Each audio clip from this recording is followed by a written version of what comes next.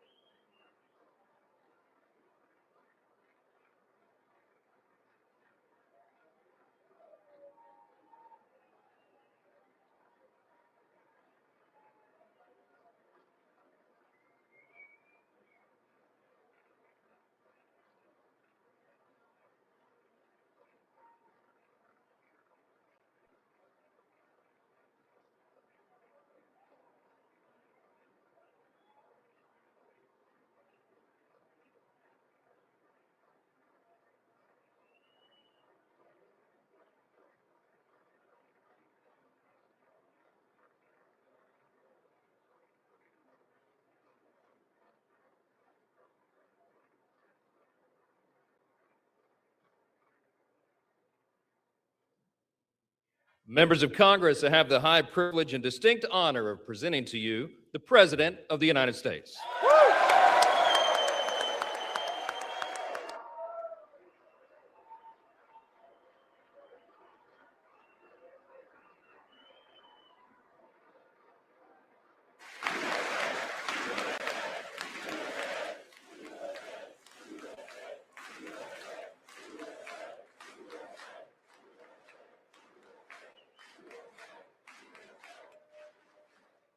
Well, thank you very much, everybody. It's really an honor. Speaker Johnson, Vice President Vance, First Lady of the United States.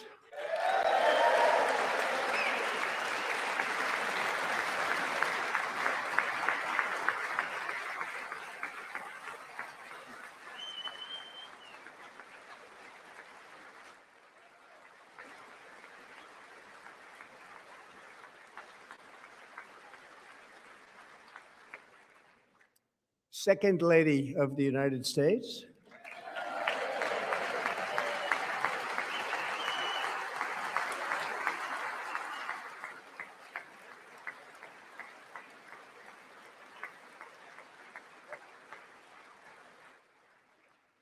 Members of Congress and my fellow Americans, our nation is back, bigger, better, richer, and stronger than ever before.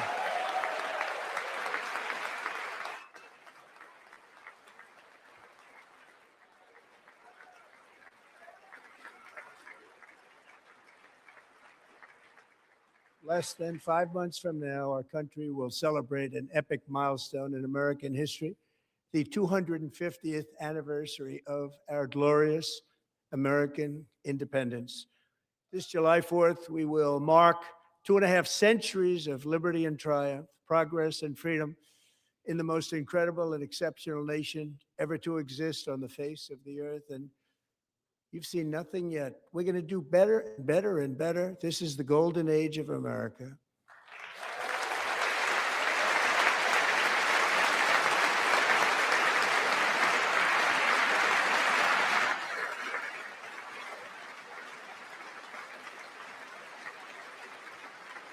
When I last spoke in this chamber 12 months ago, I had just inherited a nation in crisis with a stagnant economy, inflation at record levels, a wide open border, horrendous recruitment for military and police, rampant crime at home, and wars and chaos all over the world. But tonight, after just 1 year, I can say with dignity and pride that we have achieved a transformation like no one has ever seen before, and a turnaround for the ages. It is indeed a turnaround for the ages.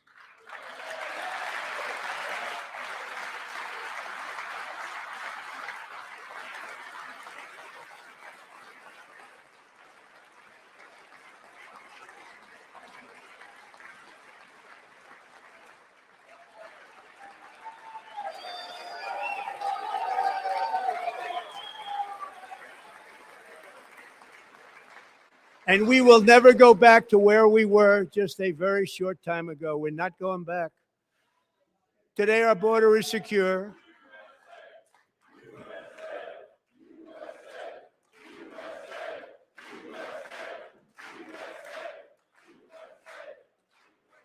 Thank you. Today, our border is secure. Our spirit is restored. Inflation is plummeting. Incomes are rising fast. The roaring economy is roaring like never before, and our enemies are scared. Our military and police are stacked, and America is respected again, perhaps like never before.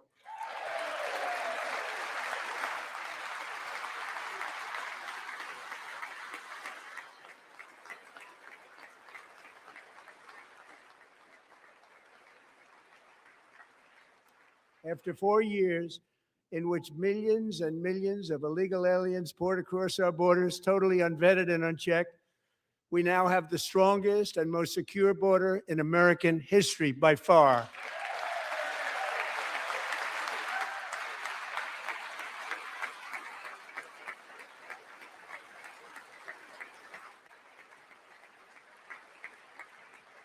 in the past 9 months, 0 illegal aliens have been admitted to the United States.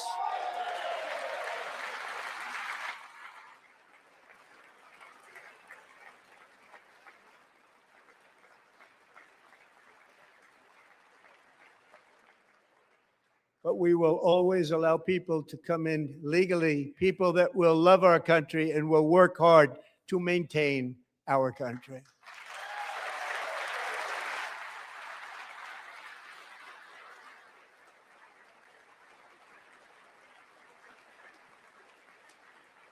The flow of deadly fentanyl across our border is down by a record 56% in 1 year.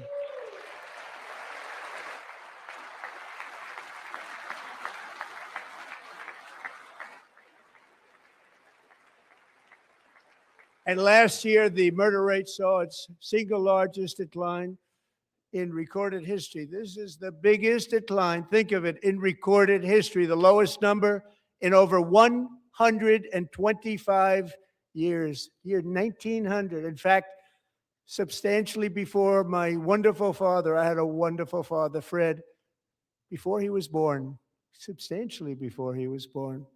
That's a long time ago. He wouldn't like me to say that, but that's a long time ago.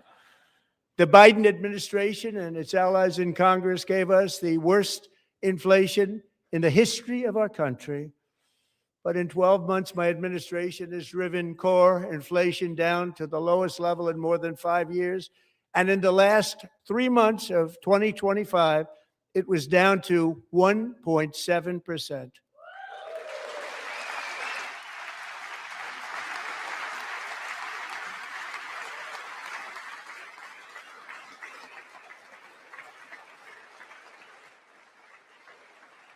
Gasoline, which reached a peak of over $6 a gallon in some states under my predecessor, it was quite honestly a disaster, is now below $2.30 a gallon in most states, and in some places, $1.99 a gallon. And when I visited the great state of Iowa just a few weeks ago, I even saw $1.85 a gallon for gasoline.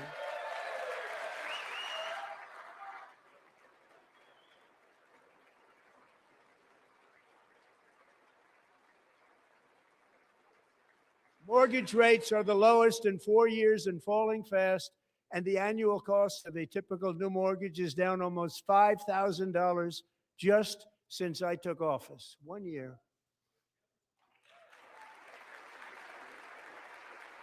And low interest rates will solve the Biden-created housing problem while at the same time protecting the values of those people who already own a house that really feel rich for the first time in their lives. We want to protect those values. We want to keep those values up. We're going to do both.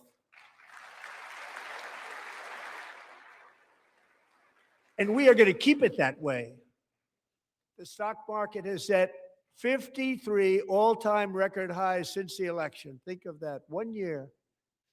Boosting pensions, 401ks, and retirement accounts for the millions and millions of Americans. They're all gaining. Everybody's up, way up.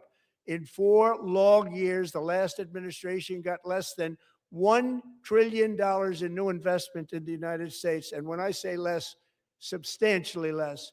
In 12 months, I secured commitments for more than $18 trillion pouring in from all over the globe.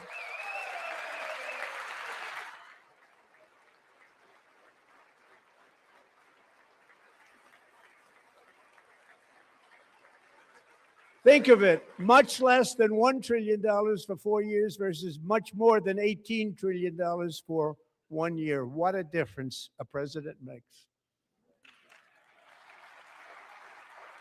A short time ago, we were a dead country. Now we are the hottest country anywhere in the world, the hottest.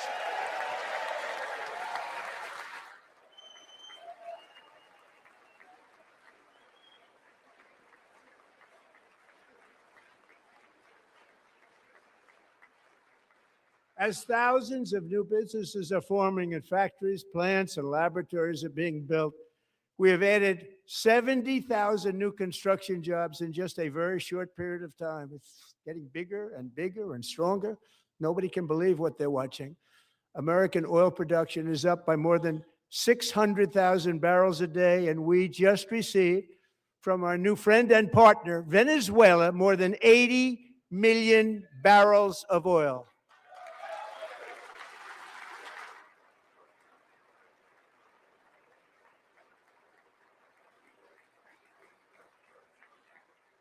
American natural gas production is at an all-time high because I kept my promise to drill, baby, drill.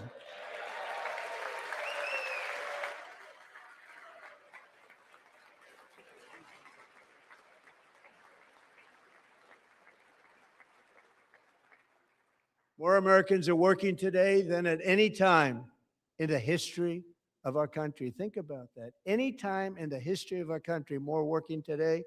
And 100% of all jobs created under my administration have been in the private sector.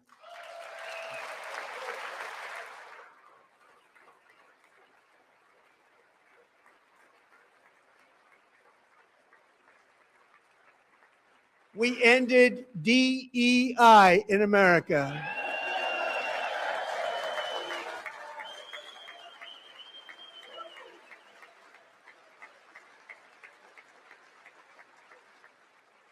We cut a record number of job-killing regulations, and in 1 year, we have lifted 2.4 million Americans, a record, off of food stamps.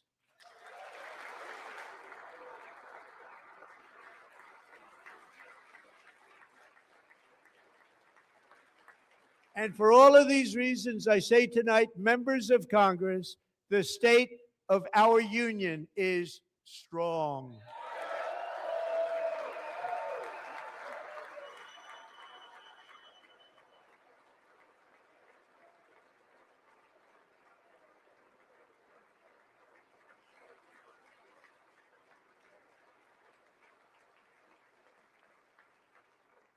Our country is winning again. In fact, we're winning so much that we really don't know what to do about it.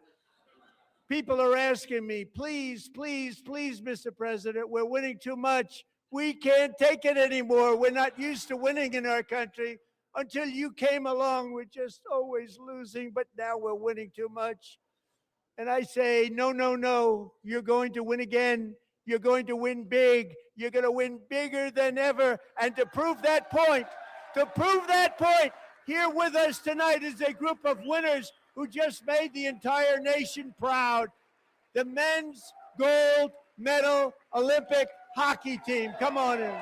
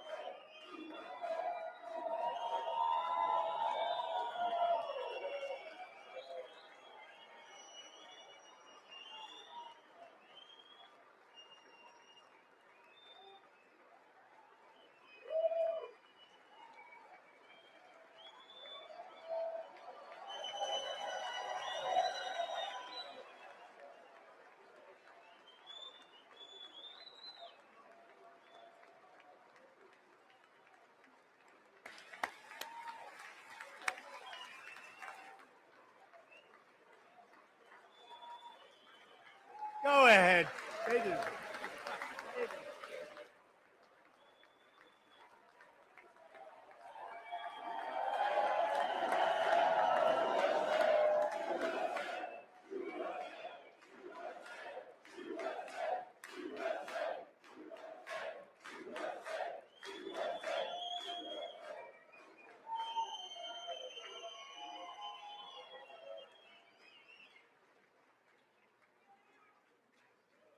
That's the first time I've ever seen them get up.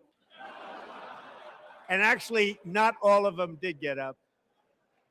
But they beat a fantastic Canadian team in overtime, as everybody saw, as did the American women who will soon be coming to the White House.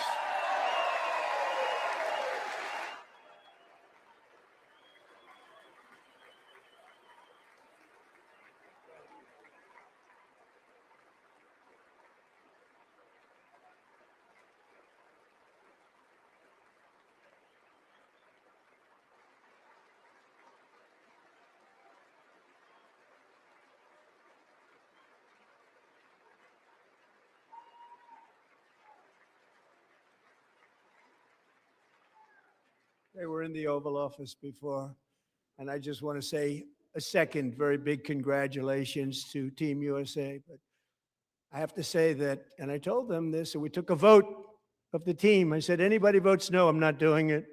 So they stood there and they weren't about to say no because I'd never seen a goaltender play as well as goalie Connor Hellebuck.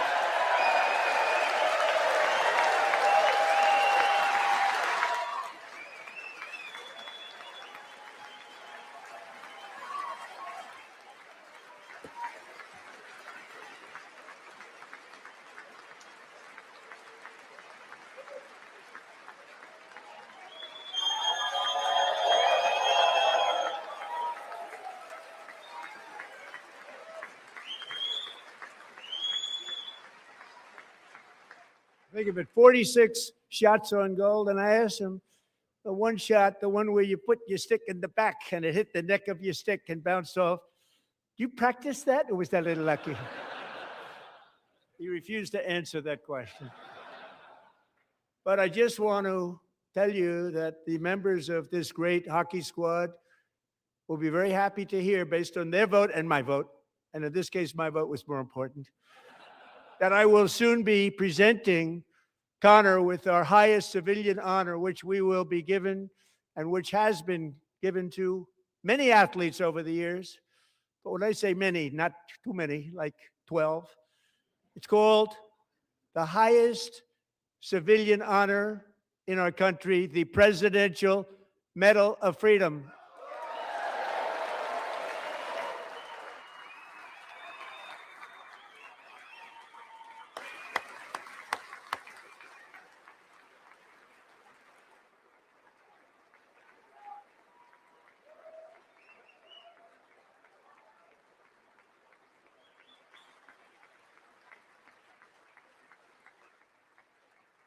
Great athletes have gotten that, very great, the best. And I thought he deserved it. And I did take a vote, every single one of them. I said, I'm not giving it if anybody goes no. And every single one of them rapidly put up their hand. So I want to thank you. What a special job you did. What special champions you are. Thank you very much.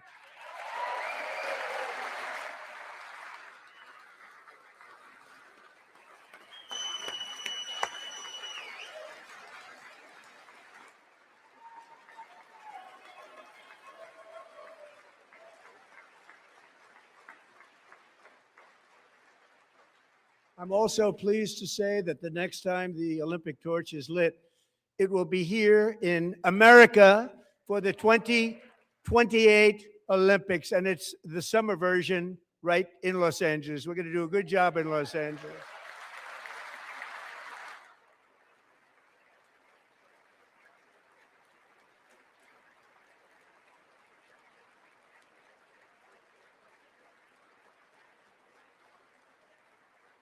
And Los Angeles is going to be safe, just like Washington, D.C. is now one of the safest cities in the country.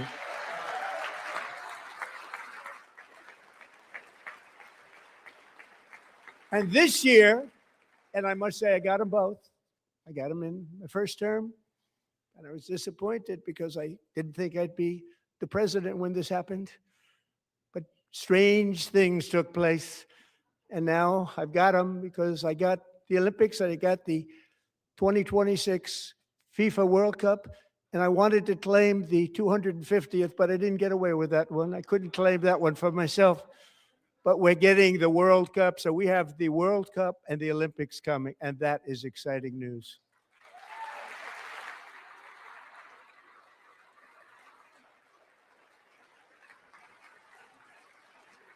So this will be a year to celebrate our country and the heroes who have kept it free.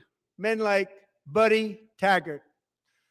At age 17, Buddy volunteered to defend America in World War II, serving in the Pacific under the great General Douglas MacArthur. He fought bravely in the famous Battle of Manila, worked so hard. He was badly wounded and almost killed by enemy machine guns in Luzon.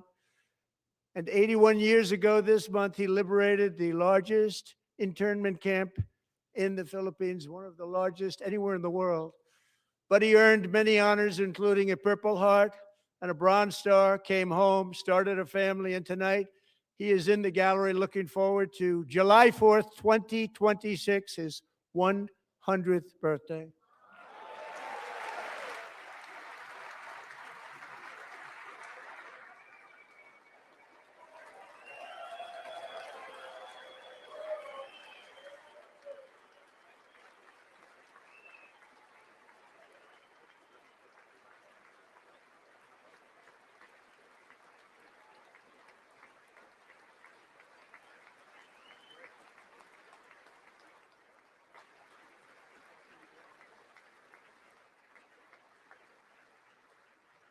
So, buddy, you're a brave man, and we salute you. Even in times of challenge, setback, and immense heartache, the spirit of 1776 has always shone through very brightly. It was July 4th of last year when floodwaters tore through a girls' summer camp in Central Texas, one of the worst things I've ever seen. I was there, rising 26 feet in the matter of minutes, tragically claiming many, many lives. You all remember that one. As the waters threatened to sweep her away, 11-year-old Millie Kate McClymont closed her eyes and prayed to God. She thought she was going to die. Those prayers were answered when Coast Guard rescue swimmer Scott Ruskin descended from a helicopter above. Nobody knew where he came from. It was Scott's first ever rescue mission, a young guy, but very brave, very, very top, always top in his class. And he lifted not just Millie Kate, but 164 others to safety.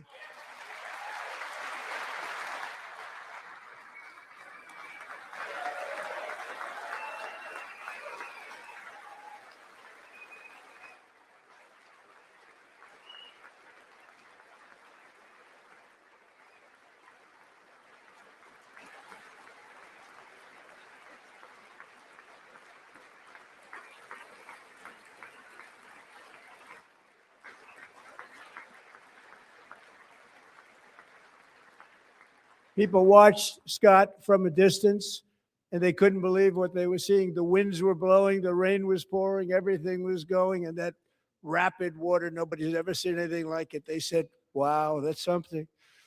Tonight, Scott and Millie Kate are here together, reunited for the very first time. Thank you, Scott, Millie Kate.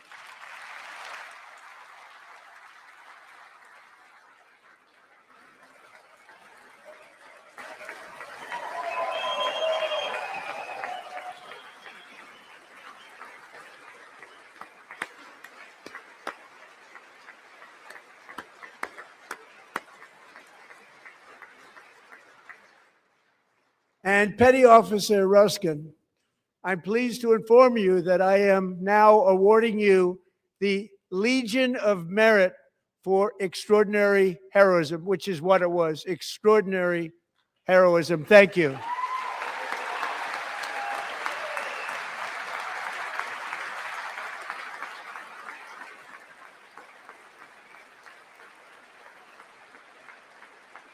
And I'd like to have the military aide to please come down and take care of the service. Military aide, thank you very much. Take care of that very important service. Thank you very much. From 1776 to today, every generation of Americans has stepped forward to defend life, liberty, and the pursuit of happiness. And they're really doing it for the next generation. But now it's our turn. Together, we're building a nation where every child has the chance to reach higher and go further, where government answers to the people, not the powerful, and where the interests of hardworking American citizens are always our first and ultimate concern. That is the debt we owe to the heroes who came before us, and that is the promise we must keep to America for our 250th year.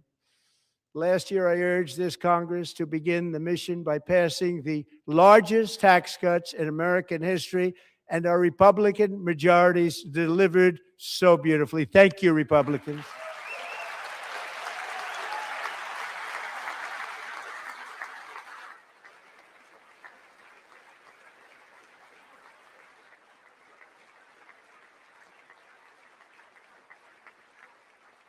All Democrats, every single one of them, voted against these really important and very necessary massive tax cuts.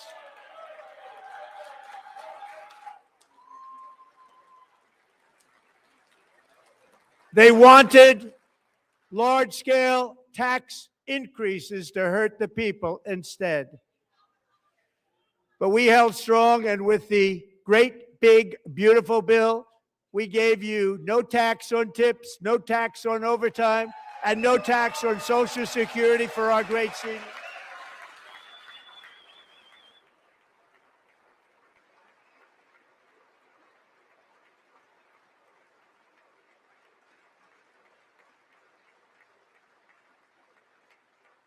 And we also made interest on auto loans tax deductible the first time, but only if the car is made in America.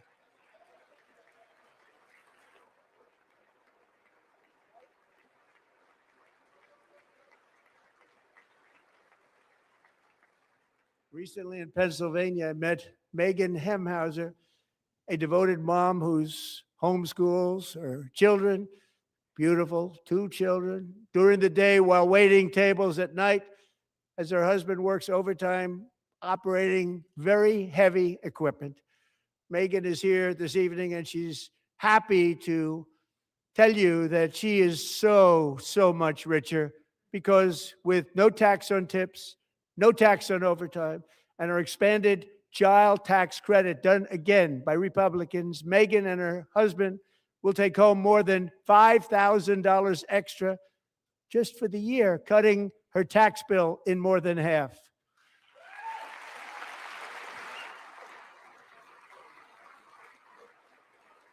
Megan, please stand up. We're fighting for you, Megan. Thank you, Megan. Thank you, Megan. We're fighting for you, Megan. Under our bill, parents like Megan can also activate their children's brand new Trump accounts. And I didn't name it. I did not name that.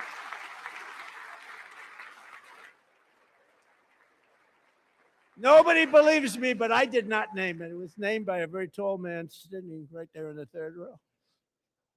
Nice man, a good man.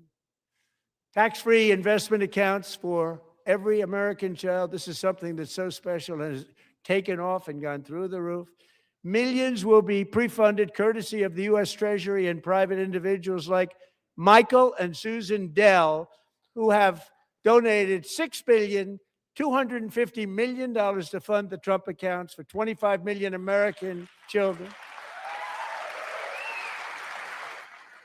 They're great people.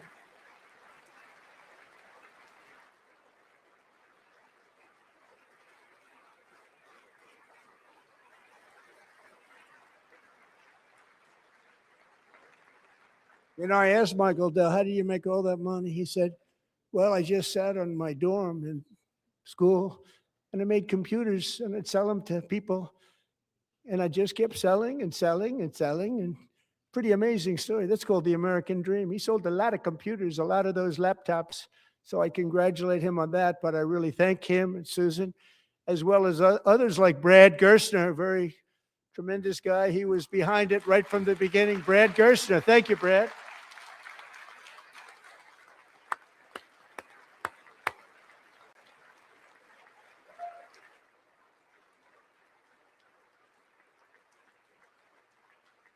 So with modest additional contributions, these young people's accounts could grow to over $100,000 or more by the time they turn 18. Think of it. How much money is that for somebody that started with nothing? Over 100,000, could be much more than that. To make this investment in our children's future, go to trumpaccounts.gov, trumpaccounts.gov. And a lot of people are doing it. It's setting every record in the book. It's popular. They knew what it was going to take. I'm so proud of them. I'm so proud of the people that got it started. And now it's just taken off. One of the primary reasons for our country's stunning economic turnaround, the biggest in history, where the Dow Jones broke 50,000 4 years ahead of schedule, and the S&P hit 7,000, where it wasn't supposed to do it for many years were tariffs. I used these tariffs, took in hundreds of billions of dollars to make great deals for our country, both economically and on a national security basis. Everything was working well. Countries that were ripping us off for decades are now paying us hundreds of billions of dollars. They were ripping us so badly, you all know that. Everybody knows it. Even the Democrats know it. They just don't want to say it. And yet these countries are now happy, and so are we. We made deals. The deals are all done. And they're happy. They're not making money like they used to, but we're making a lot of money. There was no inflation, tremendous growth. And the big story was how Donald Trump called the economy correctly, and 22 Nobel Prize winners in economics didn't. They got it totally wrong. They got it really wrong. And then just 4 days ago, an unfortunate ruling from the United States Supreme Court. It just came down. It came down. Very unfortunate ruling. But the good news is that almost all countries and corporations want to keep the deal that they already made, right, Scott?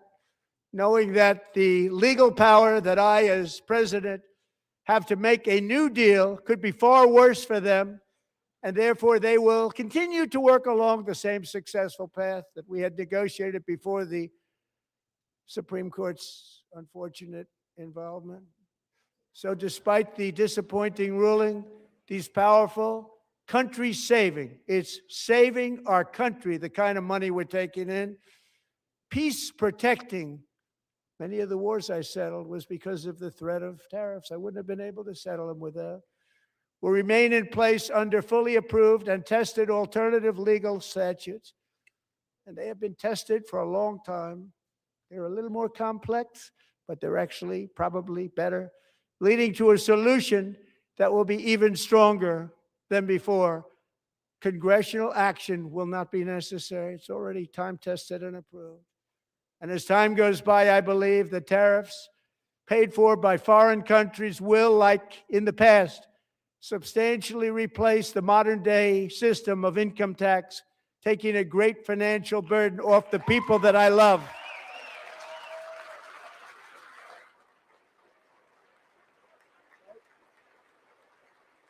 Right?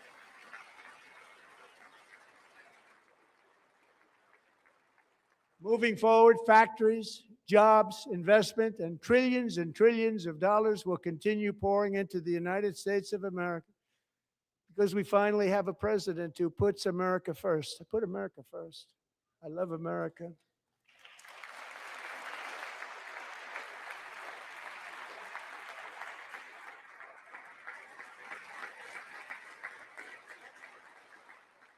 For decades before I came along, we had the exact opposite. From trade to healthcare, from energy to immigration, everything was stolen and rigged in order to drain the wealth out of the productive, hardworking people who make our country great, who make our country run. Under Biden and his corrupt partners in Congress and beyond, it reached a breaking point with the Green New Scam, open borders for everyone. They poured in by the millions and millions from prisons, from mental institutions. They were murderers, 11,888 murders. They came into our country. You allowed that to happen. And record-setting inflation that cost the typical family $34,000 in just a speck of time. Now the same people in this chamber who voted for those disasters suddenly use the word affordability, a word they just used it. Somebody gave it to them, knowing full well that they caused and created the increased prices that all of our citizens had to endure. You caused that problem. You caused that problem.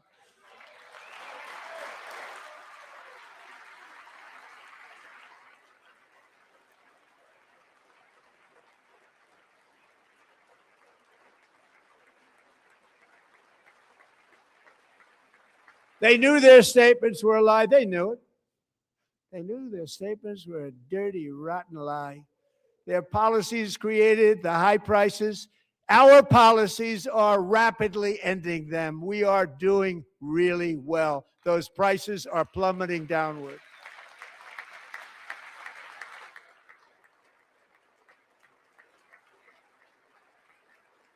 The price of eggs is down 60%, Madam Secretary. Thank you.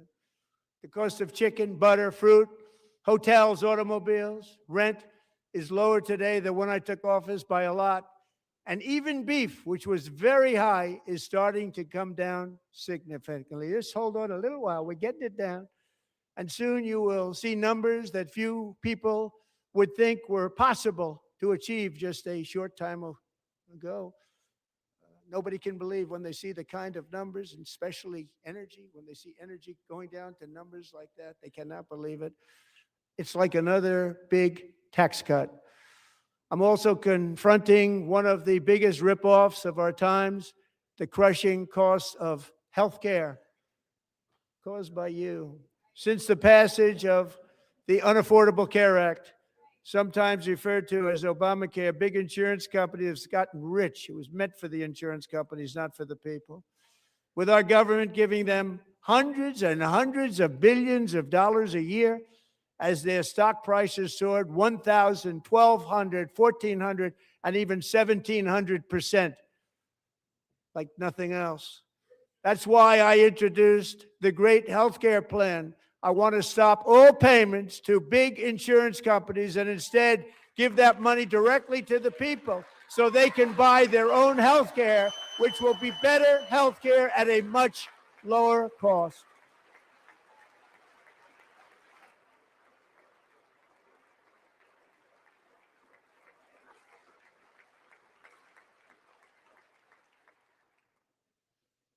In addition, my plan requires maximum price transparency. That's a big deal.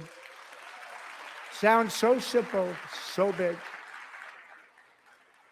And I did that in my first term, and the Democrats immediately terminated it with full knowledge that they were doing a very bad thing for the people. Costs were going to go way up, and that's what happened. And now I'm bringing them way down on healthcare and everything else.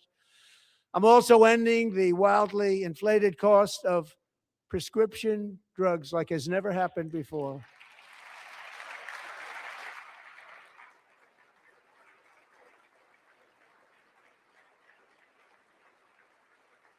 Other presidents tried to do it, but they never could. They tried. Most didn't try, actually. But they tried. They said they tried. They couldn't do it. They didn't even come close. They were all talk and no action, but I got it done. Under my just enacted most favored nation agreements, Americans who have for decades paid by far the highest prices of any nation anywhere in the world for prescription drugs will now pay the lowest price anywhere in the world for drugs. Anywhere, the lowest price.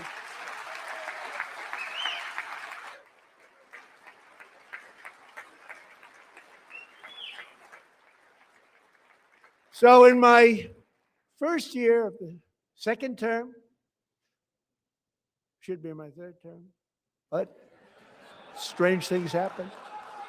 I took prescription drugs, a very big part of healthcare, from the highest price in the entire world to the lowest. That's a big achievement. The result is price differences of 300, 400, 500, 600% and more, all available right now at a new website called TrumpRx.gov. And I didn't name that one either, by the way.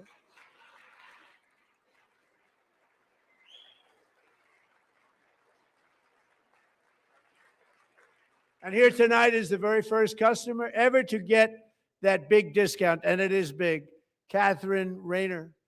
For 5 years, she and her husband have struggled with infertility, and they turned to IVF. One drug has been costing Catherine $4,000 to purchase. But a few weeks ago, she logged onto the TrumpRx website and got that same drug that cost $4,000, got it for under $500, a reduction of much more, actually, than $3,500. Catherine, we are all praying for you, and you're going to be a great mom.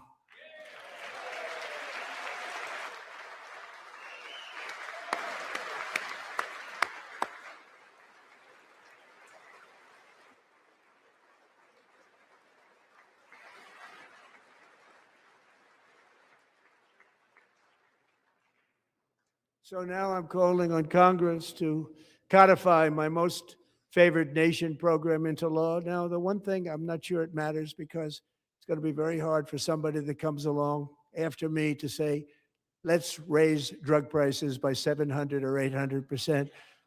But John and Mike, if you don't mind, codify it anyway. They may do it. Codify it anyway. Thank you. Many Americans are also concerned that energy demand from AI data centers could unfairly drive up their electric utility bills. Tonight, I'm pleased to announce that I have negotiated the new Ratepayer Protection Pledge. You know what that is? We're telling the major tech companies that they have the obligation to provide for their own power needs. They can build their own power plants as part of their factory so that no one's prices will go up. And in many cases, prices of electricity will go down for the community and very substantially down. This is a unique strategy never used in this country before. We have an old grid. It could never handle the kind of numbers, the amount of electricity that's needed. So I'm telling them they can build their own plant. They're going to produce their own electricity. It will ensure the company's ability to get electricity while at the same time lowering prices of electricity for you and could be very substantial for all of you cities and towns. You're going to see some good things happen over the next number of years. Another pillar of the American dream that has been under attack is home ownership. With us tonight is Rachel Wiggins, a mom of two from Houston. She placed bids on 20 homes and lost all of those bids to gigantic investment firms that bypassed inspection, paid all cash, and turned those houses into rentals, stealing away her American dream. She was devastated. Stories like this are why last month I signed executive order to ban large Wall Street investment firms from buying up in the thousands single-family homes.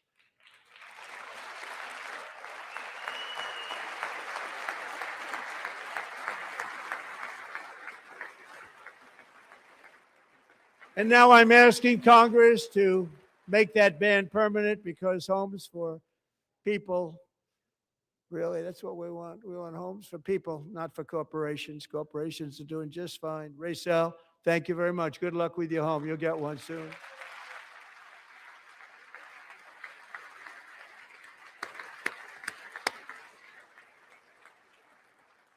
We're also working to make it easier for Americans to save for retirement.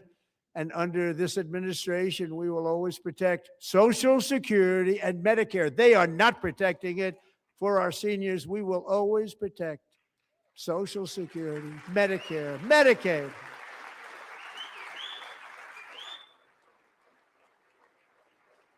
Since I took office, the typical 401k balance is up by at least $30,000. That's a lot of money. We have millions and millions of people, because the stock market has done so well, setting all those records. Your 401ks are way up. Yet half of all of working Americans still do not have access to a retirement plan with matching contributions from an employer.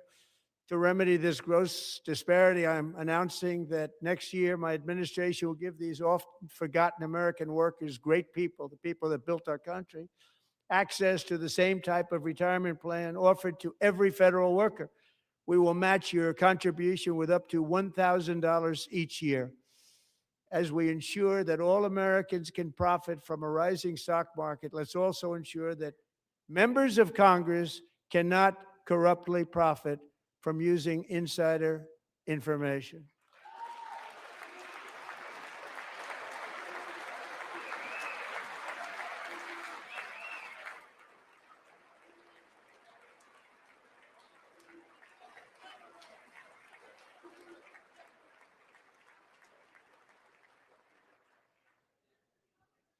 They stood up for that. I can't believe it. I can't believe it. Did Nancy Pelosi stand up if she was here? Doubt it. Pass the Stop Insider Trading Act without delay.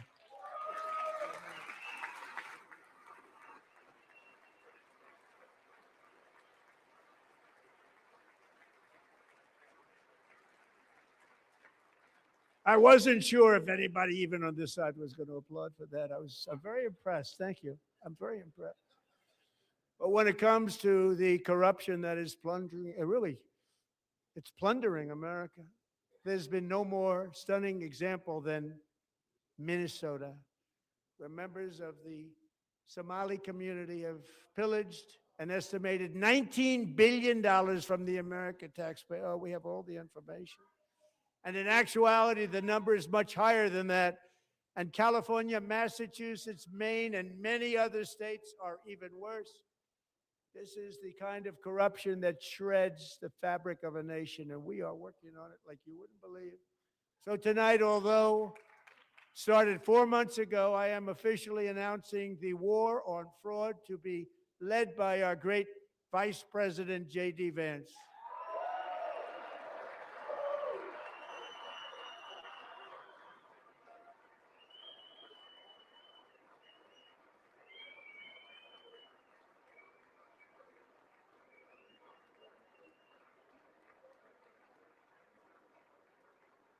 He'll get it done. Find enough of that fraud, we will actually have a balanced budget overnight. It'll go very quickly. That's the kind of money you're talking about. We'll balance our budget.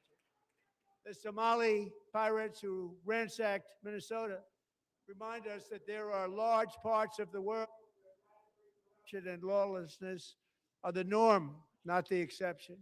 Importing these cultures through unrestricted immigration and open borders brings those problems right here to the USA. And it is the American people who pay the price in higher medical bills, car insurance rates, rent, taxes, and perhaps most importantly, crime. We will take care of this problem. We're going to take care of this problem. We are not playing games. Delilah.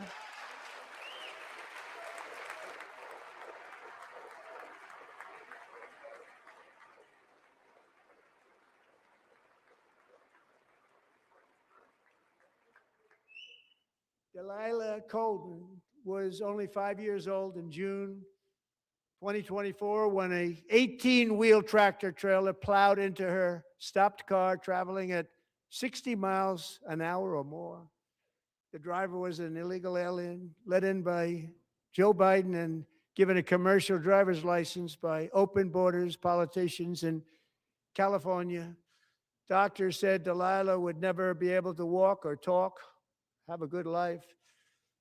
She wouldn't even be able to eat again. But against all odds, she is now in the first grade learning to walk. And she's here this evening with her dad, Marcus, a fantastic man. Delilah, please, you are a great inspiration. Please stand up.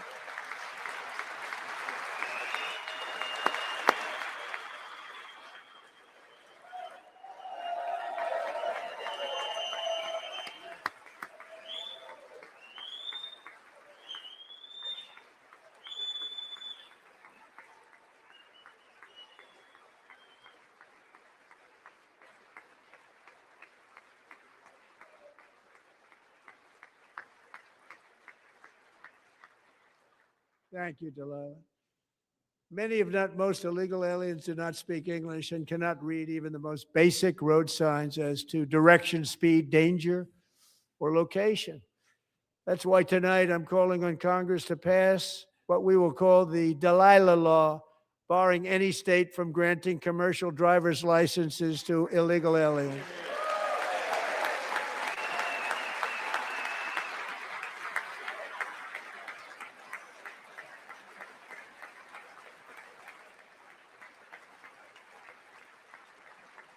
And yesterday, as you probably saw at the White House, I hosted a ceremony with Americans who lost their treasured loved ones to the scourge of illegal immigration. People came into our country, how we allowed this to happen with our open borders. These are the angel moms and families that for decades our government betrayed and our media totally ignored. It was terrible. Hard to believe, actually. In 2023, a 16-year-old high school cheerleader named Elizabeth Medina was supposed to perform in her town's Christmas parade, but she never arrived. Her mother, Jacqueline, went home to look for her, and she found her lying dead in a bathtub bleeding profusely after being stabbed 25 times. Lizbeth's killer was a previously arrested illegal alien who had broken in and brutally extinguished the brightest light in her family's life, violently and viciously. Her heartbroken mother is in the gallery to remind everyone in this chamber exactly why we are deporting illegal alien criminals to our country at record numbers, and we're getting them the hell out of here fast. We don't want them.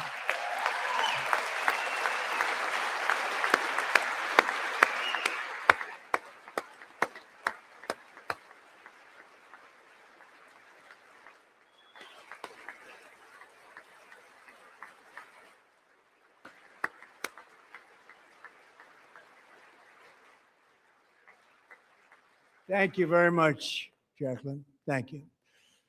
We can never forget that many in this room not only allowed the border invasion to happen before I got involved, but indeed they would do it all over again if they ever had the chance. If they ever got elected, they would open up those borders to some of the worst criminals anywhere in the world.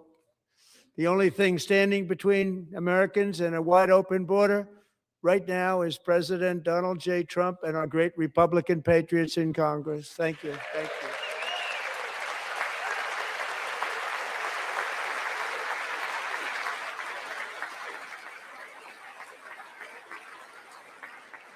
As we speak, Democrats in this chamber have cut off all funding for the Department of Homeland Security. It's all cut off. It's all cut off. They have instituted another Democrat shutdown, the first one costing us 2 points on GDP. 2 points we lost on GDP, which probably made them quite happy, actually. Now they have closed the agency responsible for protecting Americans from terrorists and murderers. Tonight, I'm demanding the full and immediate restoration of all funding for the border security, homeland security of the United States, and also for helping people clean up their snow. We have no money because of the Democrats, and it would be nice. We'd love to give you a hand at cleaning it up, but you gave no money. Nobody's getting paid. It's a shame. So you have to think about it. We have, in case you didn't know, a pretty large snowstorm out there. One of the great things about the State of the Union is how it gives Americans the chance to see clearly what their representatives really believe. So tonight, I'm inviting every legislator to join with my administration in reaffirming a fundamental principle. If you agree with this statement, then stand up and show your support. The first duty of the American government is to protect American citizens, not illegal aliens.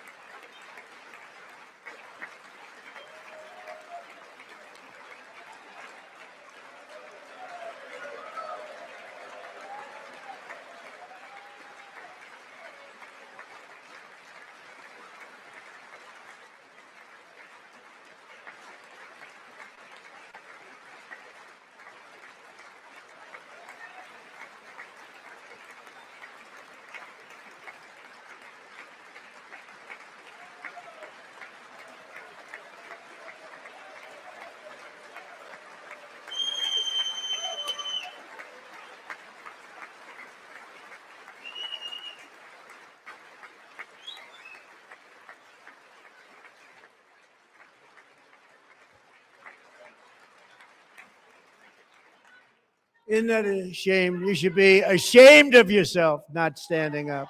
You should be ashamed of yourself. That is why I'm also asking you to end deadly sanctuary cities that protect the criminals and enact serious penalties for public officials who block the removal of criminal aliens. In many cases, drug lords, murderers all over our country, they're blocking the removal of these people out of our country, and you should be ashamed of yourself.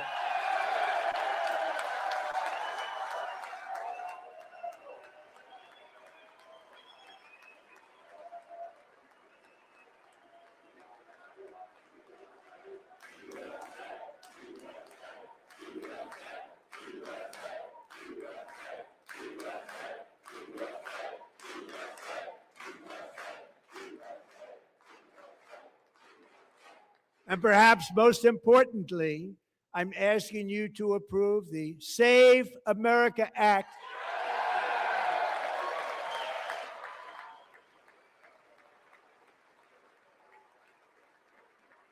To stop illegal aliens and others who are unpermitted persons from voting in our sacred American elections. That cheating is rampant in our elections. It's rampant. It's very simple. All voters must show voter ID.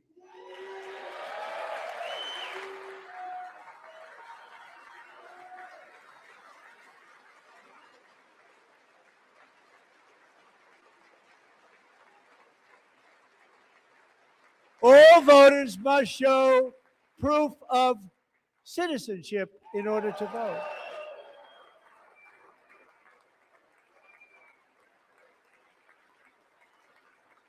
And no more crooked mail-in ballots except for illness, disability, military, or travel. None. And this should be an easy one. And by the way, it's polling at 89%, including Democrats, 89%.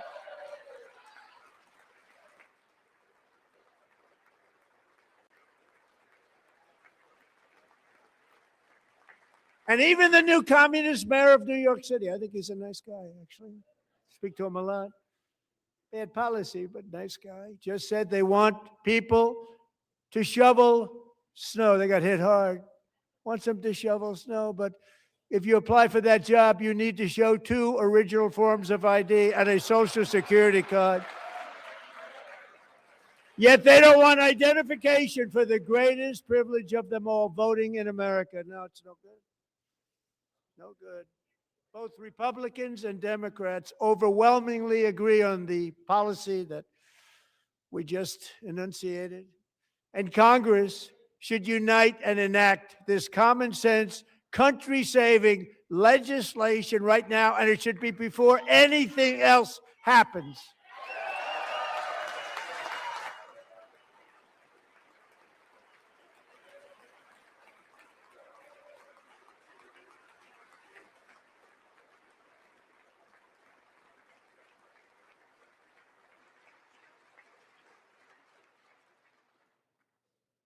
And the reason they don't want to do it, why would anybody not want voter ID? One reason, because they want to cheat. There's only one reason. They make up all excuses. They say it's racist. They come up with things you almost say, what imagination they have. They want to cheat. They have cheated. And their policy is so bad that the only way they can get elected is to cheat. And we're going to stop it. We have to stop it, John.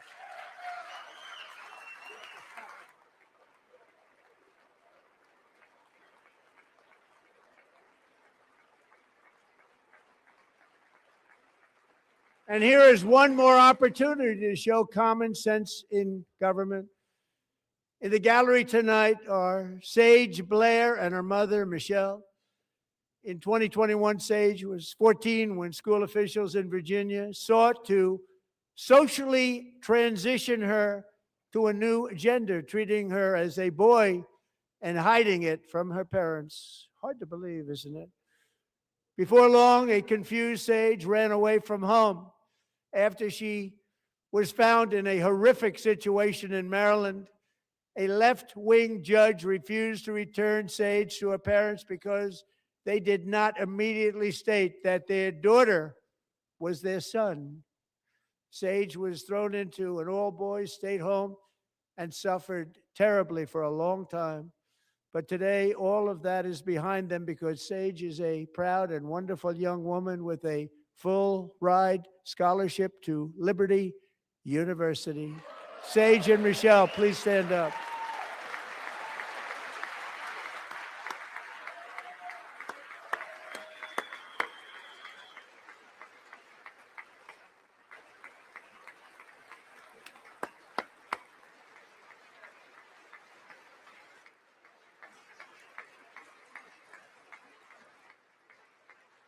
And thank you for your great bravery. And who can believe that we're even speaking about things like this?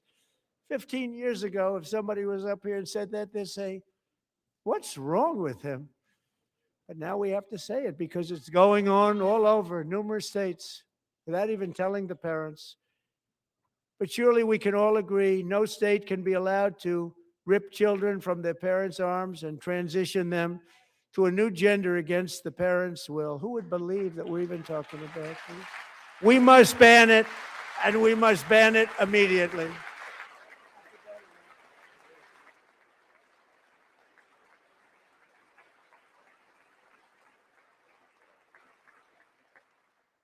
Look, nobody stands up. These people are crazy. I'm telling you, they're crazy.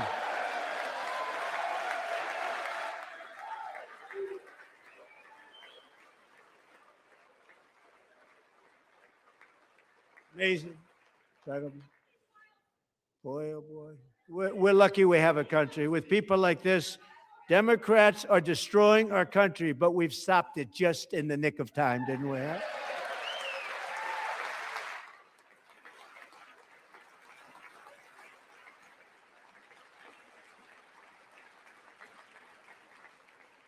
No one cares more about protecting America's youth than our wonderful First Lady, now a movie star. She's a movie star. Can you believe it? Who would have believed that? Over the past year, she has had an incredible impact championing AI legislation, advancing a landmark executive order on foster care, and helping secure $30 million to launch the Melania Trump Foster Youth to Independence Initiative. It's a tremendous, really a tremendous thing that happened and had a lot of bipartisan support. She gets much better bipartisan support than I do. I get none. She gets a lot. Someday you're going to have to tell me how you did that. And students and educators in every state have joined the First Lady's efforts in the presidential AI challenge, keeping America's next generation positioned to succeed and strongly succeed in the future. Tonight, we welcome two young people whose lives reflect the First Lady's impact, Sierra Burns and Everest Nevermont. Thank you both, and Melania, thank you. I know how hard you worked on it. Thank you very much.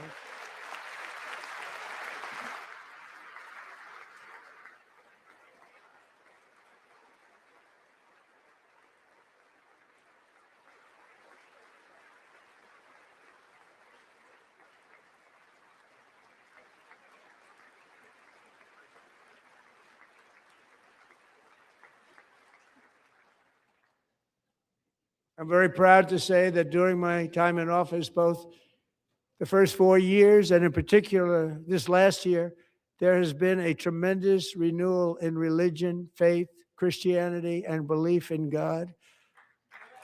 Tremendous renewal.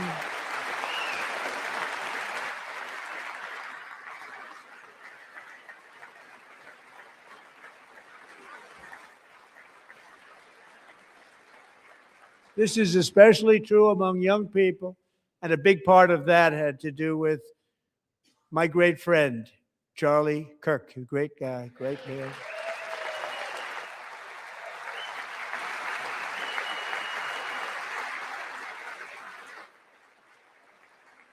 So last year, Charlie was violently murdered by an assassin and martyred, really martyred for his beliefs. His wonderful wife, Erica, is with us tonight. Erica, please stand.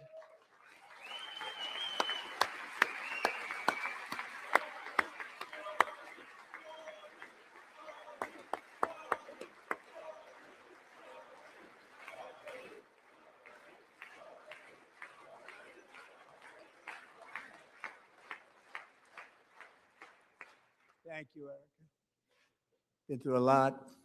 In Charlie's memory, we must all come together to reaffirm that America is one nation under God, and we must totally reject political violence of any kind.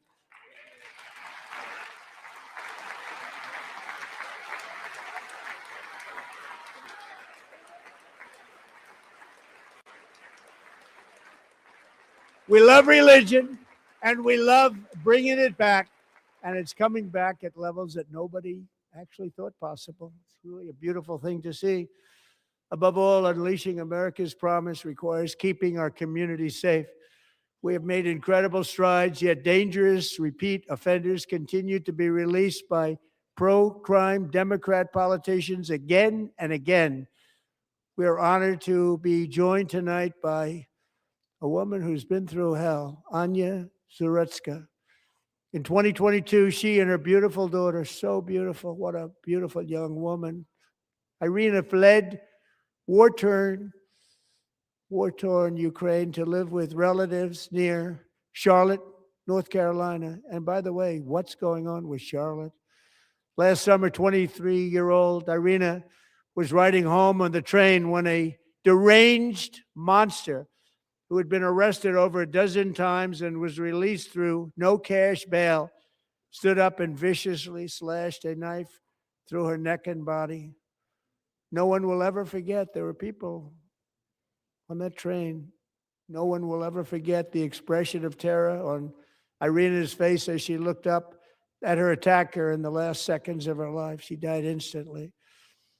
She had escaped a brutal war only to be slain by a hardened criminal, set free to kill in America, came in through open borders. Mrs. Zarutska, tonight I promise you we will ensure justice for your magnificent daughter, Irina.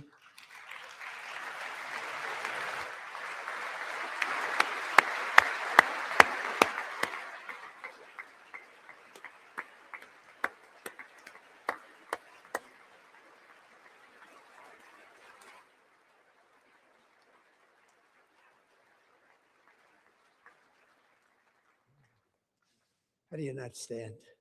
How do you not stand? I'm asking this Congress to pass tough legislation to ensure that violent and dangerous repeat offenders are put behind bars, and importantly, that they stay there.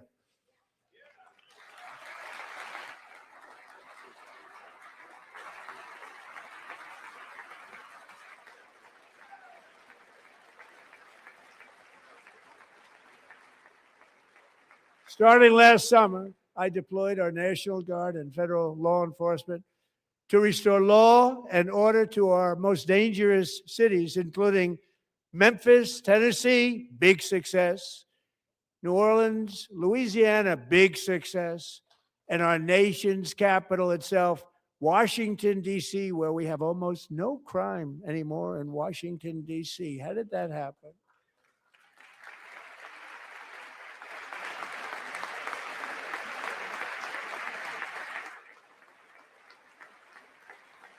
In fact, crime in Washington is now at the lowest level ever recorded, and murders in D.C. this January were down close to 100% from a year ago.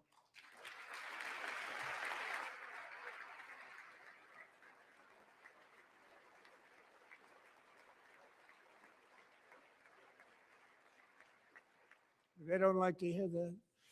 One of the brave service members who helped achieve this stunning turnaround was 20-year-old West Virginia Army National Guard Specialist Sarah Beckstrom.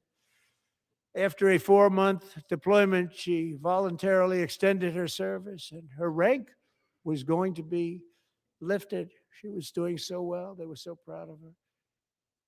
But the very next day, she was on patrol near the White House when she was ambushed and shot in the head by a terrorist monster from Afghanistan. Shouldn't have been in our country. And all because she wore the uniform of our nation, she was shot. He traveled here because he didn't like people wearing our uniform. He was sick and deranged, shouldn't have been in our country. Sarah Beckstrom died in order to defend our capital, and we are honored to be joined by her wonderful parents, Gary and Evalie. Your daughter was a true American patriot, and she will be greatly missed. She was a great person. I saw reports on her. They've never seen anything like it.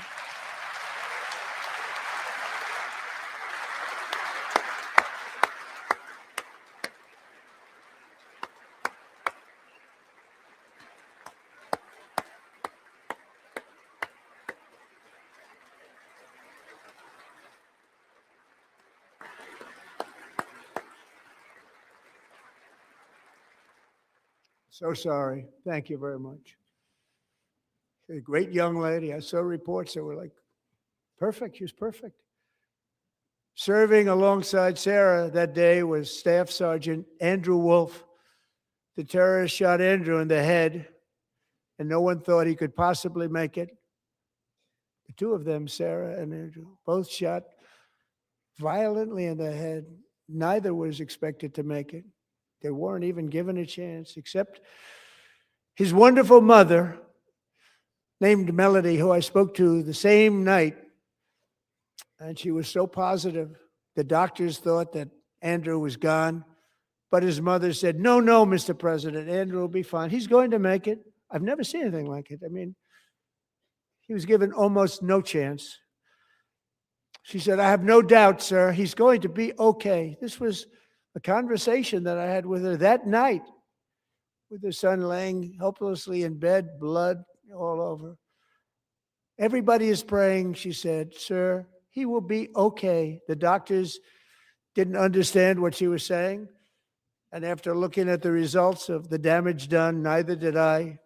She was so strong and conclusive that even Andrew's great father felt she didn't really understand the gravity of the situation.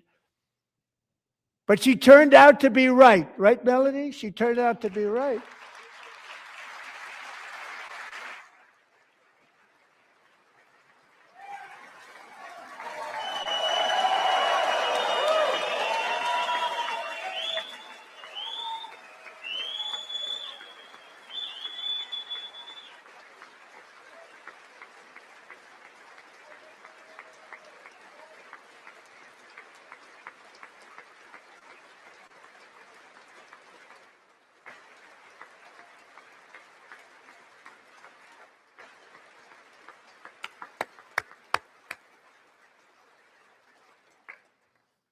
Amazing, actually. I said, where does this woman come from? She's the most positive person I've ever met. With God's help, Andrew has battled back from the edge of death, and we're talking about the edge of death, on his way to a miraculous recovery. He's got a little work to do, but he's doing great. Nice to see you. He's a good-looking guy. Nice to see you. Thanks, Andrew. Thank you very much.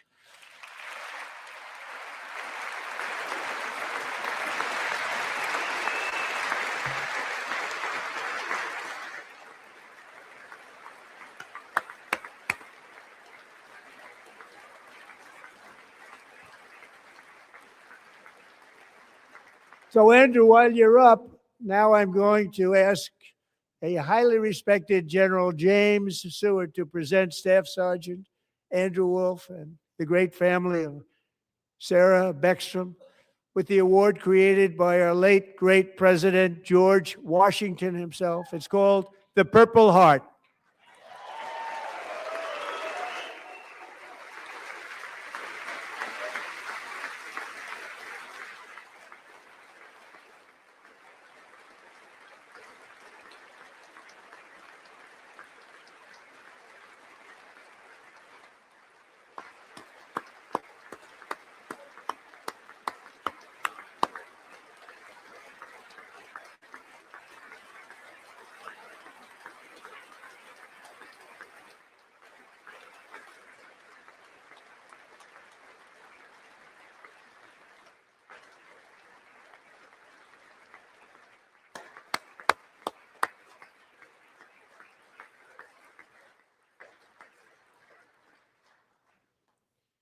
We love you all. Love you. We're proudly restoring safety for Americans at home, and we are also restoring security for Americans abroad. Our country has never been stronger. My first 10 months, I ended 8 wars, including Cambodia. Isn't it funny? Sick people. Cambodia and Thailand, Pakistan and India would have been a nuclear war. 35 million people said the Prime Minister of Pakistan would have died if it were not for my involvement. Kosovo and Serbia, Israel and Iran, Egypt and Ethiopia, Armenia and Azerbaijan, the Congo and Rwanda, and of course the war in Gaza, which proceeds at a very low level. It's just about there. And I want to thank Steve Witkoff and Jared Kushner for your help. Thank you, Steve. Thank you, Jared.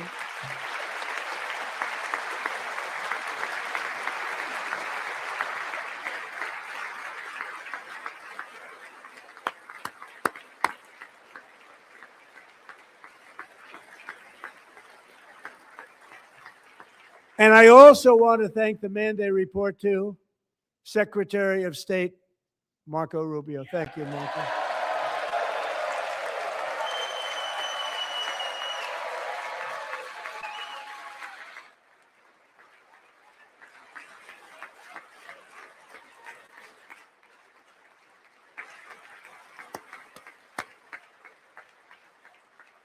People like you.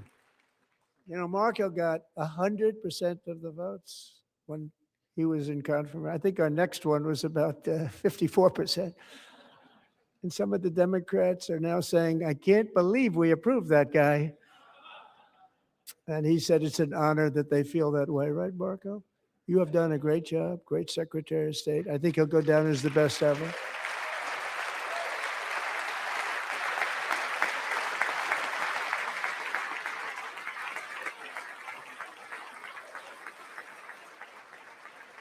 Under the ceasefire I negotiated, every single hostage, both living and dead, has been returned home. Can you believe that?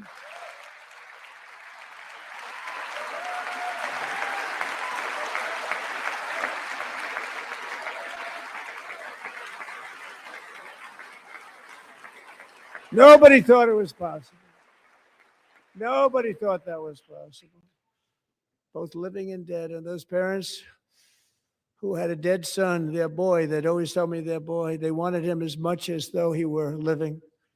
It was an amazing period of time. They came back, and when we got all of the living hostages back, and many, many before them, but I always said those last 20 are going to be very tough, but we got many, many more, hundreds. But I said those last 20 are going to be tough. We got them back, but we only got back 14 or 15 of the dead of the 28. And believe it or not, Hamas worked along with Israel, and they dug and they dug and they dug. It's a tough thing to do, going through bodies all over, passing up 100 bodies sometimes for each one that they found. Tough job. And they finally got it back to 27. And then Steve and Jared, they got it back to 28. They found all 28. Nobody thought that was possible, but we did it. And I remember the family of the 28th. They were so grieved, but they were so happy as it's possible to be. They had their boy back. The mother said, "Sir, we have our boy back." What a period of time that was, but we got them all back. So thank you both very much. Great job.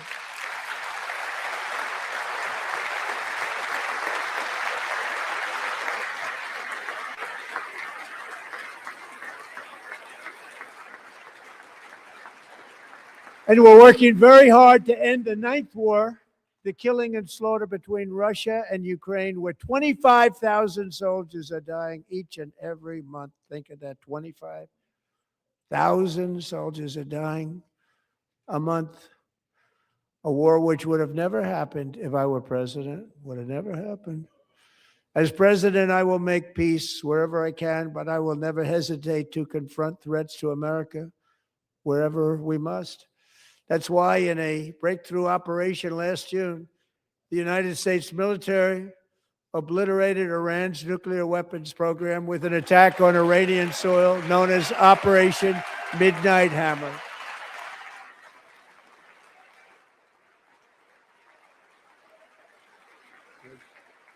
Good.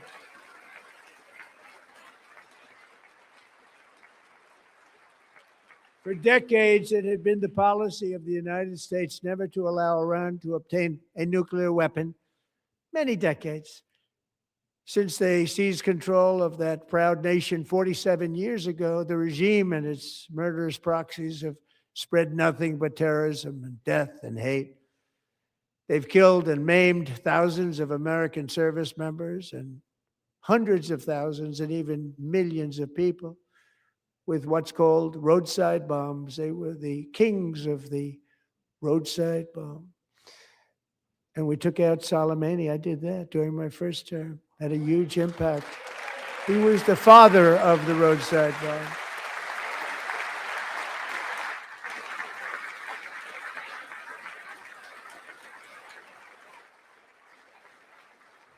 And just over the last couple of months with the protests, they've killed at least, it looks like 32,000 protests, 32,000 protesters in their own country. They shot them and hung them. We stopped them from hanging a lot of them with the threat of serious violence. But this is some terrible people. They've already developed missiles that can threaten Europe and our bases overseas, and they're working to build missiles that will soon reach the United States of America. After Midnight Hammer, they were warned to make no future attempts to rebuild their weapons program, and in particular, nuclear weapons. Yet they continue starting it all over. We wiped it out, and they want to start all over again, and are at this moment again pursuing their sinister ambitions. We are in negotiations with them. They want to make a deal, but we haven't heard those secret words. We will never have a nuclear weapon. My preference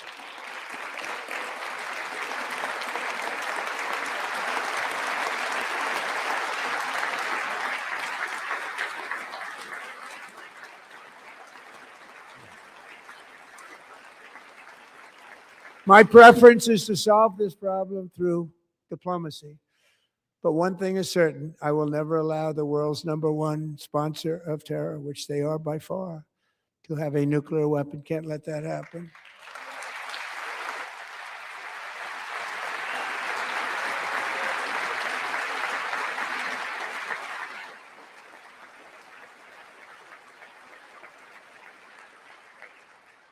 And no nation should ever doubt America's resolve.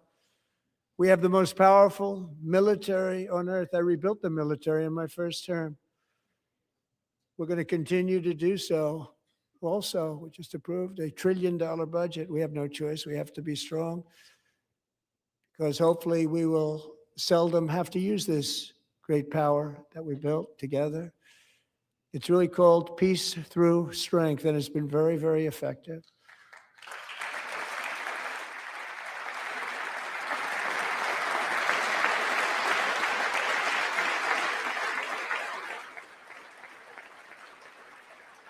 So thanks to Republicans in Congress, we're investing that record number of dollars, have no choice, in the United States Armed Forces. Also creating a lot of jobs, but we're not even doing it for that reason. Because as I said, we have more jobs, more people working today than ever before in the history of our country. And NATO countries are friends and allies. They are. They're our friends and they're our allies. Have just agreed at my very strong request to pay 5% of GDP for military defense rather than the 2%, which they weren't paying. We were paying for almost all of NATO. Now they're paying 5 as opposed to not paying 2.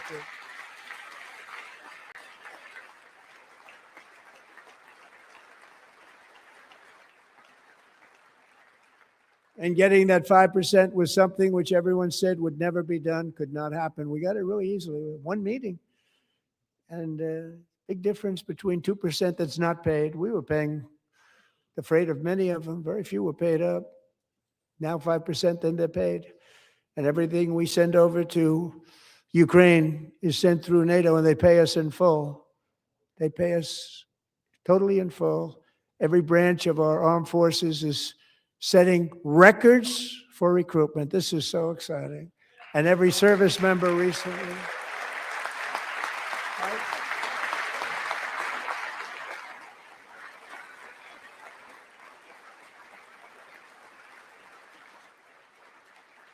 And every service member recently received a warrior dividend of $1,776.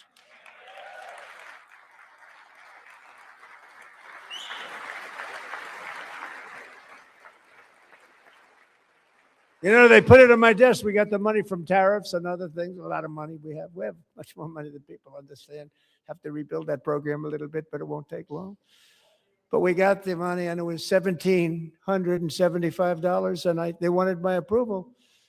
And I said, what's the number? $1,775. I said, wait a minute, for one more dollar, we can have $1,776. It's going to I said, we're going to figure that. I never asked anybody if we could afford it. One more dollar, I said $1,776. And I said, that's good. And I'll tell you what, our military, that was 4 months ago, our military, I never see a person in the military that doesn't thank me for it. So we're honored to do it. They deserve it. And we call it 1776. It was great.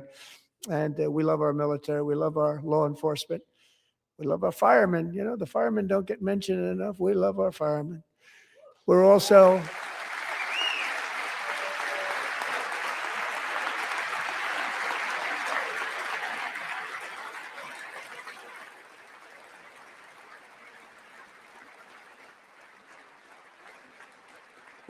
restoring American security and dominance in the Western Hemisphere, acting to secure our national interests and defend our country from violence, drugs, terrorism, and foreign interference. For years, large swaths of territory in our region, including large parts of Mexico, really large parts of Mexico, have been controlled by murderous drug cartels. That's why I designated these cartels as foreign terrorist organizations, and I declared illicit fentanyl as a weapon of mass destruction.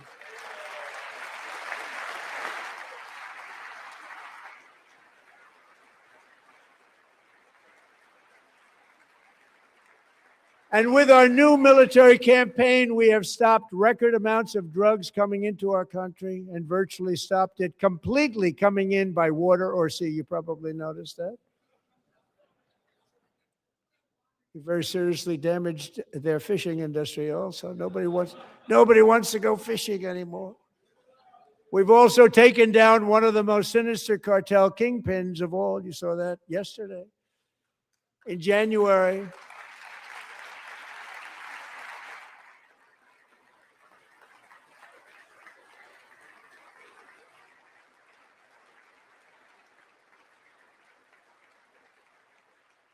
January, elite American warriors carried out one of the most. Tell you who called me, and they said, very impressive, very impressive. They couldn't believe. They all watched. They saw what happened. This is a different fighting force that we had years ago when we fought to tie. You know, it's a great fighting force. I'm so proud of it. Look at Space Force. Space Force is my baby. Because we did that, my baby is becoming so important.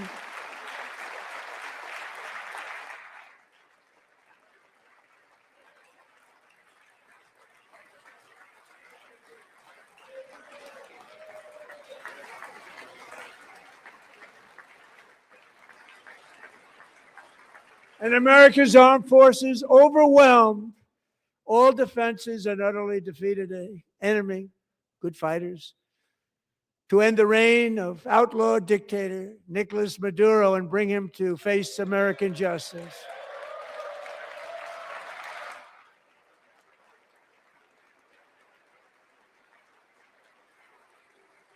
And this was an absolutely colossal victory for the security of the United States, and it also opens up a bright new beginning for the people of Venezuela. We're working closely with the new president of Venezuela, Delcy Rodriguez, to unleash extraordinary economic gains for both of our countries and to bring new hope to those who have suffered so terribly. They really did suffer. With us tonight is Alejandro Gonzalez. She grew up in a tight-knit Venezuelan family and was especially close to her beloved Uncle Enrique. But after Enrique ran for office and opposed Maduro, he was kidnapped by Maduro's security forces and thrown into the regime's really infamous prison in Caracas. Alejandro feared she would never see her uncle again. She feared for her own life also. But since the raid, we have worked with the new leadership, and they have ordered the closure of that vile prison and released hundreds of political prisoners already, with more to come. Alejandro, I'm pleased to inform you that not only has your uncle been released, but he is here tonight. We brought him over to celebrate his freedom with you in person. Enrique, please come down.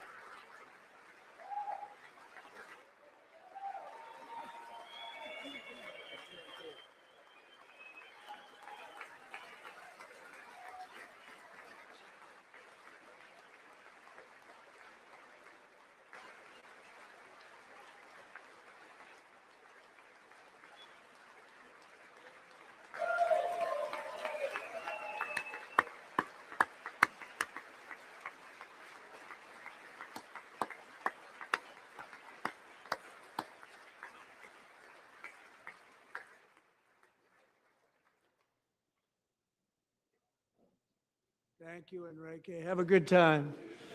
Nice to have you back, Enrique. There were many heroes on that January raid to capture Maduro, really great heroes.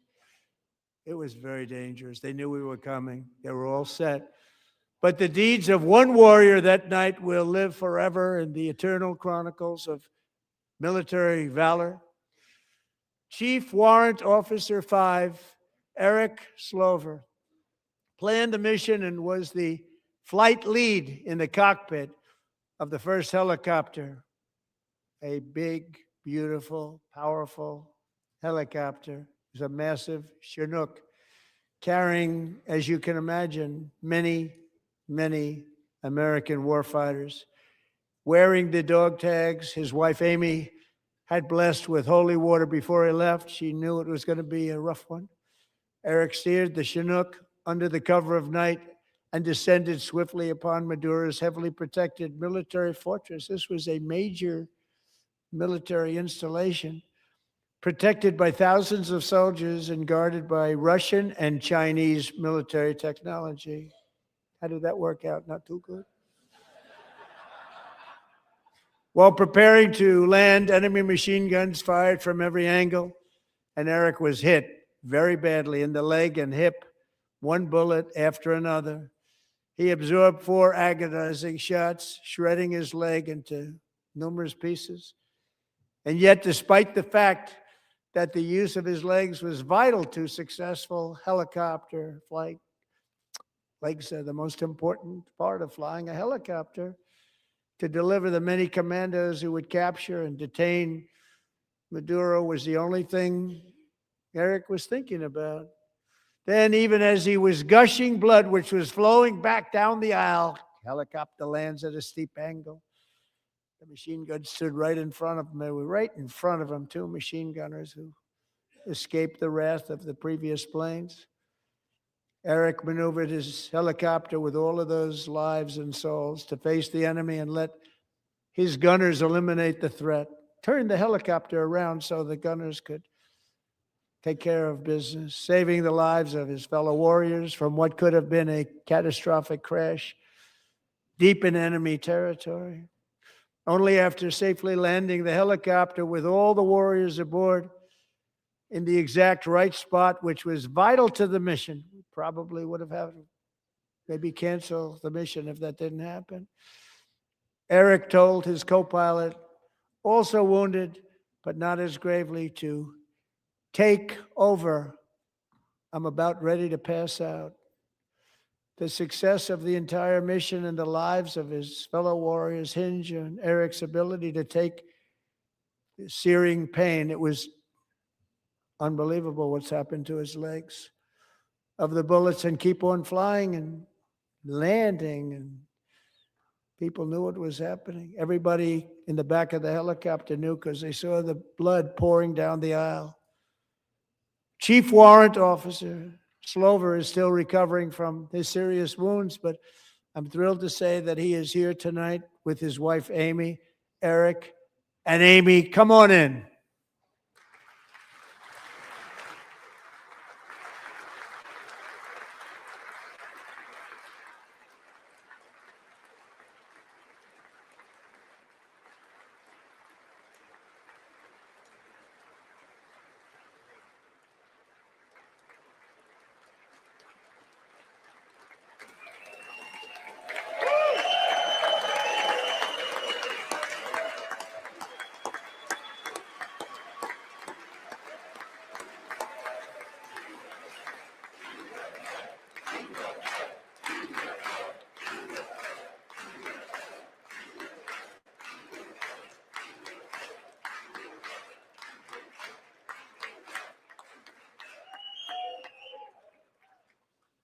So we have a surprise for Eric and Amy. In recognition of Eric's actions above and beyond the call of duty, I would now like to ask General Jonathan Braga to present Chief Warrant Officer Slover with our nation's highest military award, the Congressional Medal of Honor.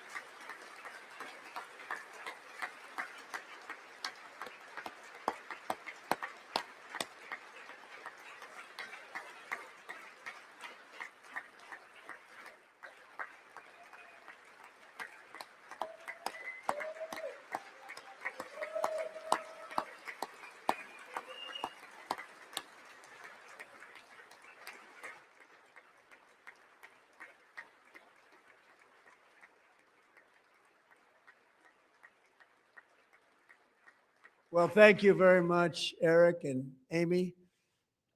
Great to get to know you. I met with them and with a lot of their fellow warriors at Fort Bragg recently. You notice the name Fort Bragg, we have it back, we brought it back. We won the First World War with it, the Second World War with it, and then they decided to change the name. So we changed it back. Everybody wanted to change back too. And 10 of Eric's fellow warriors from that incredible night of victory will also be receiving medals at a private ceremony that will soon be held at the White House, and Eric will be there. Thank you.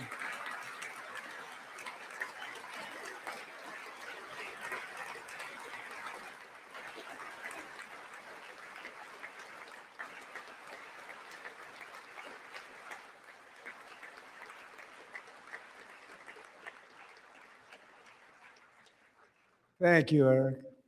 That's a big one. Tonight we've celebrated many truly extraordinary American patriots, but there is one last living legend to honor before we go.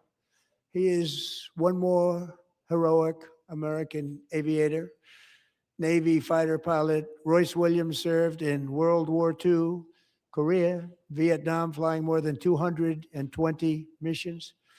In the skies over Korea in 1952, Royce was in the dogfight of a lifetime, legendary dogfight.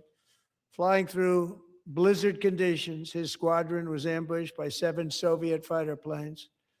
It was his first aerial combat of the war, and despite being massively outnumbered and outgunned, Royce led the takedown of 4 enemy jets and almost destroyed the others, vanquishing his adversaries while taking 263 bullets to his own plane and being seriously hurt.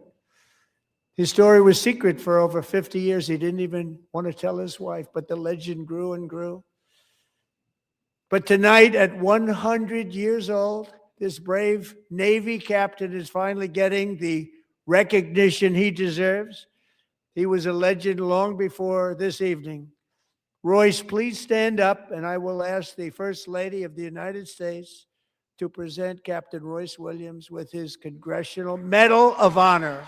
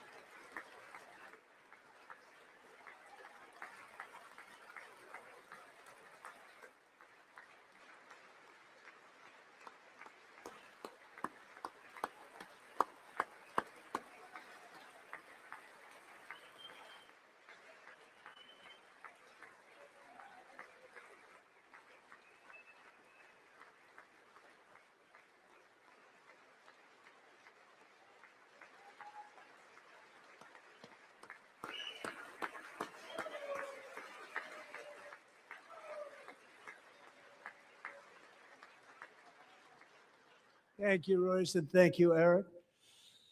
I've always wanted the Congressional Medal of Honor, but I was informed I'm not allowed to give it to myself, and I wouldn't know why I'd be taking it, but if they ever open up that law, I will be there with you someday. But you know, that's our highest honor, Congressional Medal of Honor, and that's a big thing, and it's an honor to be in the same room with you. Thank you both very much, Eric. Thank you.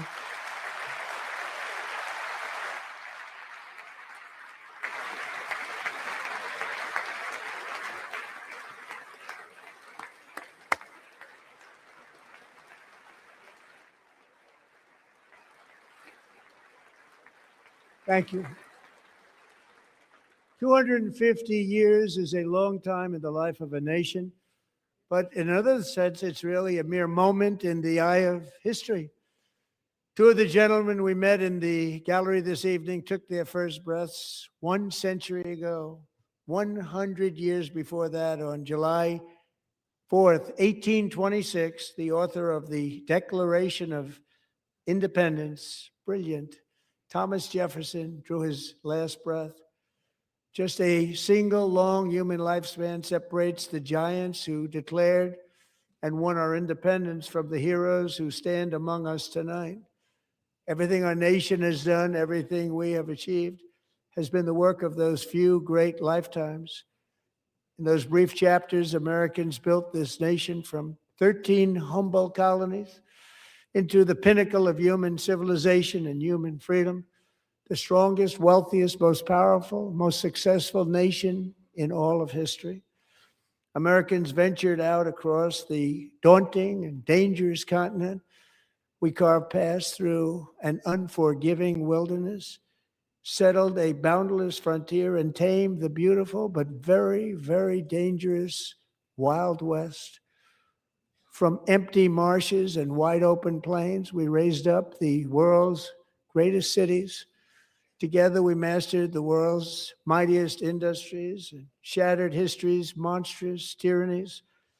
And we liberated millions from the chains of fascism, communism, oppression, and terror. Americans lifted humanity into the skies on the wings of aluminum and steel. And then we launched mankind into the stars on rockets powered by sheer American will and unyielding American pride. We wired the globe with our ingenuity. We captivated the planet with American culture. And now we are pioneering the next great American breakthroughs that will change the entire world. All of this and so much more is the enduring legacy, unmatched glory of the hardworking patriots who built and defended this country and who still carry the hopes and freedoms on all of humanity's backs. For years, they were forgotten, betrayed, and cast aside. But that great betrayal is over, and they will never be forgotten again. Because when the world needs courage, daring, vision, and inspiration, it is still turning to America. And when God needs a nation to work his miracles, he knows exactly who to ask. There is no challenge Americans cannot overcome, no frontier too vast for us to conquer, no dream too bold for us to chase, no horizon too distant for us to claim. For our destiny is written by the hand of providence, and these first 250 years were just the beginning. From the rugged border towns of Texas to the heartland villages of Michigan, from the sun-kissed shores of Florida to the endless fields of the Dakotas, and from the historic streets of Philadelphia to right here in our nation's capital, Washington, D.C., the golden age of America is upon us. The revolution that began in 1776 has not ended. It still continues because the flame of liberty and independence still burns in the heart of every American patriot. And our future will be bigger, better, brighter, bolder, and more glorious than ever before. Thank you, God bless you, and God bless America.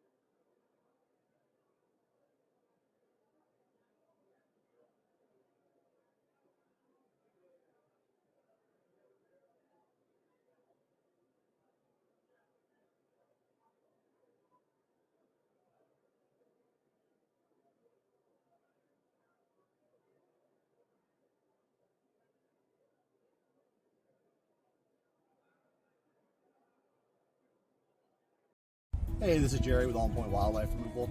If you think you might have critters in your attic like squirrels, bats, rats, or raccoons, give us a call today. We'll come out, we'll take a look, we'll give you a free quote to get them out, to seal up your home, and clean up whatever mess they left behind. We're locally owned and operated, and we're fully licensed and insured.